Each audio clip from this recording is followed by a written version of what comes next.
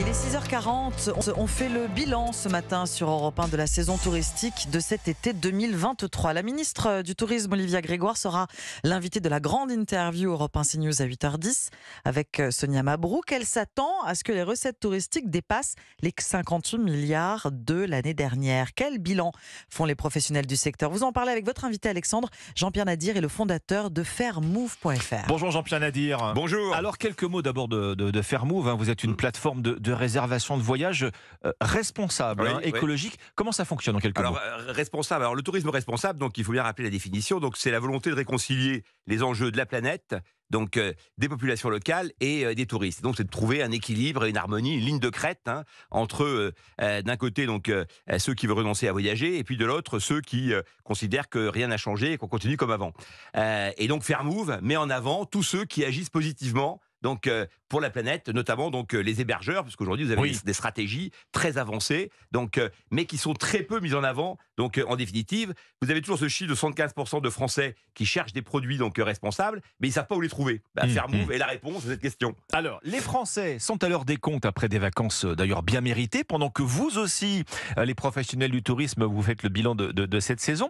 Il y avait des raisons de s'inquiéter, l'inflation, la météo un peu détraquée, canicule au sud, je résume, mais mauvais temps au nord. Finalement, les résultats sont bons, Jean-Pierre Nadir. Oui, vous avez raison. Alors, on s'inquiétait aussi parce que les réservations ont été très très bonnes. Donc en février et à Pâques, et on se disait que ça ne pouvait pas durer. Donc à un moment donné, on allait constater un ralentissement. En fait, donc c'est très bon. Donc c'est vrai, c'est très bon en chiffres, c'est-à-dire qu'il y a plus de gens quasiment qui vont voyager que l'an dernier. Donc on était autour de 32 millions, on sera peut-être à 33, 34 millions. Bon, ça c'est le premier chiffre. C'est très bon pour les hébergeurs parce que quand on voyage, eh bien il y a 50% des gens qui vont dans la famille et les amis et les autres qui vont prendre des hébergements. Et donc ces hébergements, il faut bien effectivement donc les payer. Par contre, il y a eu des arbitrages très forts donc sur les dépenses donc on va dire connexes donc aux vacances, c'est-à-dire en l'occurrence la restauration donc et aussi évidemment là, donc, c'est l'inflation, tout ce qui est petit achat. Et donc évidemment là c'est clairement l'inflation qui a joué. Ouais. Les Français cet été sont restés présents pour passer leurs vacances sur le territoire en masse. Je veux dire, ils sont allés où?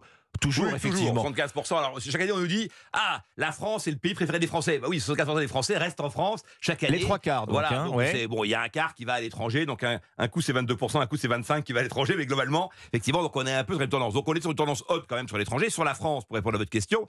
Donc, il y a un phénomène depuis quelques années qui s'accentue donc avec la canicule, qui est évidemment donc un peu moins de monde dans le sud. On a vu, par exemple, la Corse, donc, qui a été moins attractive donc, que par le passé. Et alors, la Corse, il y a un autre sujet, Jean-Pierre Nadir, c'est visiblement beaucoup de touristes, beaucoup de retours sur le niveau des prix en Corse. Oui, mais qu'on constate dans le sud aussi. Enfin, on constate dans le sud de la France aussi. Les prix élevés sont où? Ils sont là où il y a beaucoup de monde. Et vous verrez que moins il y a de monde, plus les prix effectivement baissent. Donc globalement, si vous voulez, les Corses, s'ils ont été trop loin dans les prix, ils seront amenés à réajuster leurs tarifs pour être effectivement dans le coup, parce qu'on peut pas effectivement en permanence monter donc et penser que on peut bénéficier du tourisme donc à l'infini. À un moment donné, donc évidemment il y a un juste prix.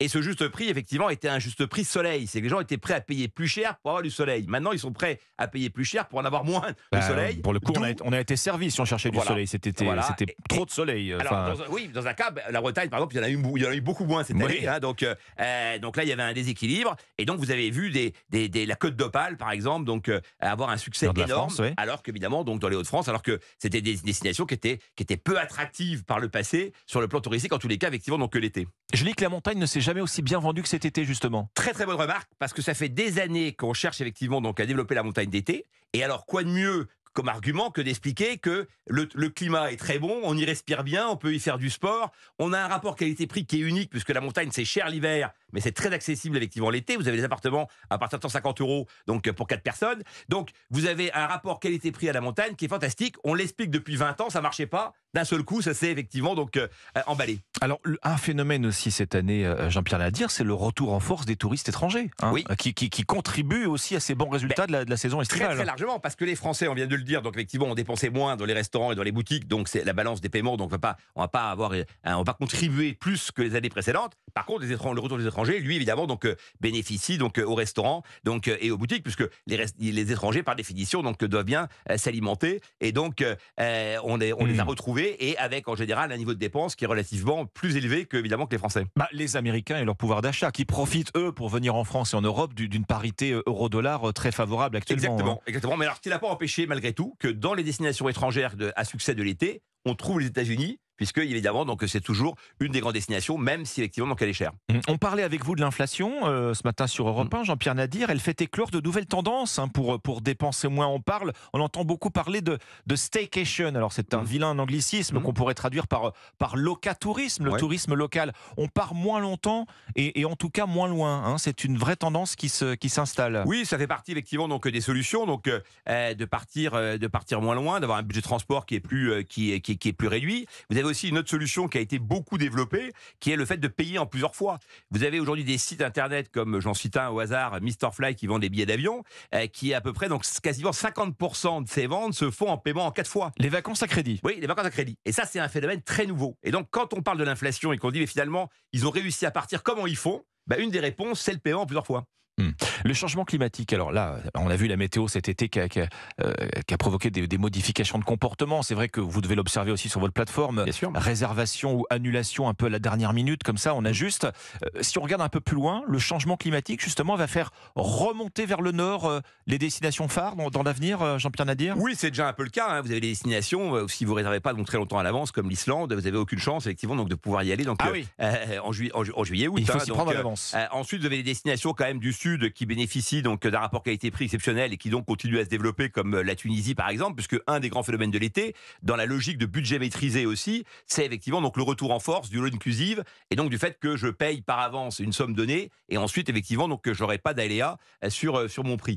Et donc on a vu cet été la Tunisie donc revenir en force, avec également donc le Maroc. Donc si vous voulez, là encore c'est assez contrasté. Bien sûr qu'effectivement les pays du Nord bénéficient maintenant d'une dynamique très forte, à la fois pour le climat, mais aussi pour ce qu'on pourrait appeler une forme de qualité de vie, d'apaisement, de destinations paisibles, qui sont un peu des modèles, effectivement, donc dans ce qu'on cherche à faire comme modèle de réinvention dans le tourisme, c'est-à-dire mobilité douce, et effectivement donc aussi éco-bâti, considération pour la planète. Ces pays sont très avancés en la matière par rapport à nous.